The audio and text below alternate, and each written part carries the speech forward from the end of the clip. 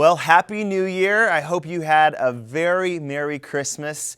We had 3 amazing Christmas Eve services. I want to thank all of you for investing and inviting people to be part of those services. And we are not going to be having services on Sunday, January 1st, nor did we have them on Sunday, December 25th, because we are in a rented facility. And we are unable to get in every single Sunday. And also we want to give our volunteers a break. They do an amazing job each Sunday. But we will meet together on Sunday, January 8th. So we encourage you to be part of it. Come, invite somebody with you as we start the new year out right. So new year, we're looking at our New Year's resolutions. And so I began thinking about this idea, this concept. And I found some of these New Year's resolutions that were kind of interesting. One person said that this year they will do less laundry and wear more deodorant. I guess they want to be a little more green. Another person said, I will think of another password this year other than the word password or hello. Someone else said that their goal this year is to learn what the word resolution actually means. Another person said, I'm going to work out every single day, or at least briefly consider it. And finally, someone said, my goal this year is to finish an entire tube of chapstick. So we all have New Year's resolutions. But I found a study that was kind of interesting, and it said that many people don't even do New Year's resolutions, and the reason why is because of fear. They're fearful. They're fearful of not finishing what they set out to do. And so because of that, they never ever start. I was doing my devotions this past week, and I got my prayer journal out, and I just happened to come along my resolutions and my goals that I set for last year. And as I started to read them, I was a little frustrated because I didn't finish all of them. And so just for a minute, I wanted to read to you what they were. There were 10 of them. One was I wanted to spend more personal time with God, 30 minutes a day in prayer and in Bible study. Another one was I wanted to read 30 books within the year, 2.5 a month. I wanted to run a marathon. I wanted to lose 15 pounds and keep it off. I wanted to go on a date with each one of my kids once a week. I wanted to take a grammar course. I wanted to pray with my family more. I wanted to watch less than 5 hours of TV a week. I wanted to work on my writing and speaking skills. And I wanted to hang out with more friends. And so I set this goal last year at this time. And then I looked at it last week and I was like, man, I'm kind of bummed.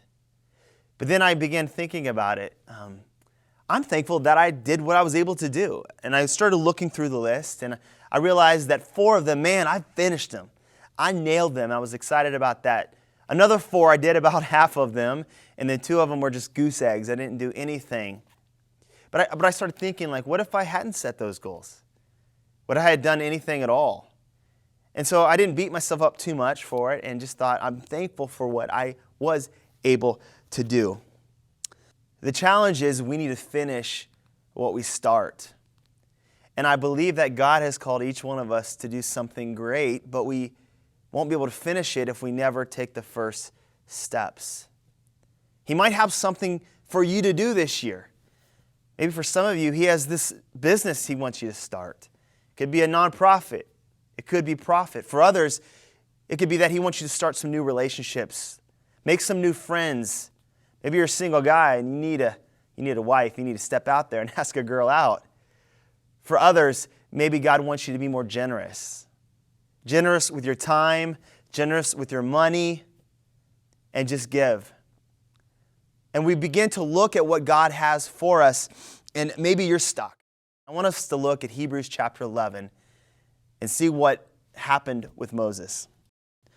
By faith, Moses, when he was grown up, refused to be called the son of Pharaoh's daughter, choosing rather to be mistreated with the people of God than to enjoy the fleeting pleasures of sin. He considered the reproach of Christ greater wealth than the treasures of Egypt, for he was looking to the reward. You see, Moses was looking towards his rewards. That is a great phrase.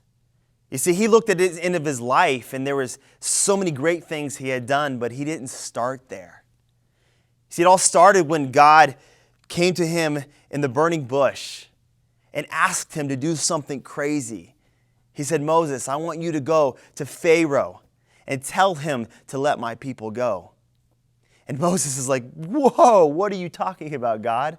I can't do this. And he began to come up with all these excuses. He started telling God, God, I killed someone. I mean, my poster's still up in the post office there. They're still looking for me. God took care of that excuse. And then he said, God, I don't have any weapons. I don't have any tools. And then he gives God a staff. And then he goes to the third excuse. And I want to read this one to you. But Moses said to the Lord, O my Lord, I am not eloquent, either in the past or since you have spoken to your servant, but I am slow of speech and of tongue. Then the Lord said to him, Who has made man's mouth? Who makes him mute or deaf or seeing or blind? Is it not I, the Lord? Now therefore go, and I will be with your mouth and teach you what you shall speak. I feel like there's a little bit of a tension here. God is asking Moses to do something, and Moses is coming up with all types of excuses. It kind of feels like when I put my kids to bed at night, and then they come downstairs, and there's all kinds of reasons why they're out of bed. Their pajamas are itchy. They have to go to the bathroom. They're hungry. There's a monster underneath the bed. And I'm just like, go back to bed.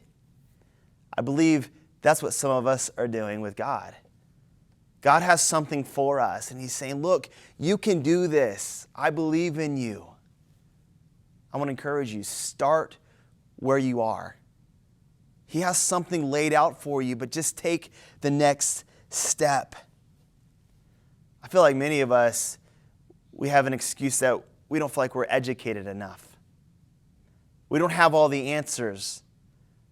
We don't know what to do next, but I think many of us are educated way beyond our level of obedience. And God is telling us, take the next step. Can God heal your marriage today? Probably not. But you can take the next step and own up to the part of the issues that you have in your marriage. Can you run a marathon today? Probably not, but you can pull out an app that tells you how to run a 5K. Can you get out of debt today? Probably not. But you can start taking a financial class. Start budgeting your money. Just take the next step. Do what you can with what God has given you. And when we do this, when we step out in faith, God begins to take the ordinary and he does something extraordinary with what we have. Sometimes we can look around our community, we can look around the world and say, there's just so much that needs to be done. I can't do it all. Mother Teresa once said this, if you can't feed 100 people, just feed one. Andy Stanley says this as well. He says, do for one that you wish you could do for many. We just need to take the next step and allow God to start working in and through our lives. I want to read this last verse. It says, he considered the reproach of Christ greater wealth than the treasures of Egypt, for he was looking to the reward. You see, Moses, he did some great things for God, even though he didn't think he could. God took his life and did something extraordinary with it. What if we sit at the end of our life and people say, man, so-and-so, they had such great faith in God. They stepped out in faith and God did something amazing with their life. You see, 2017, I believe, can be a big year for us, but ultimately, I believe that God wants us to leave a legacy. But it starts with the first step. What does God have for you? And are you willing to take that first step this year? I'm going to pray for you. I'm going to pray for our church that God would do some amazing things at Stonehill and God would do some amazing things in your life. Thanks for listening, and I hope you have a happy New Year. This is real love. Oh.